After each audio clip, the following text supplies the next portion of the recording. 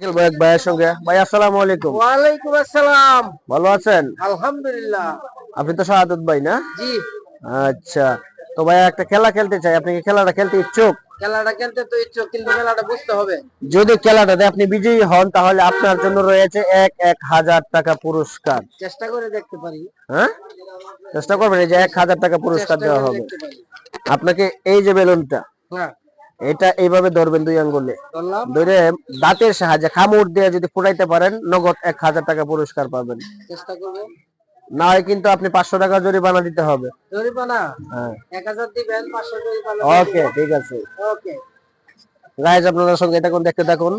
বন্ধুরা দেখেন কিভাবে এই খেলাটা চলতেছে, তোমরা দেখুন কিভাবে ফুটায়।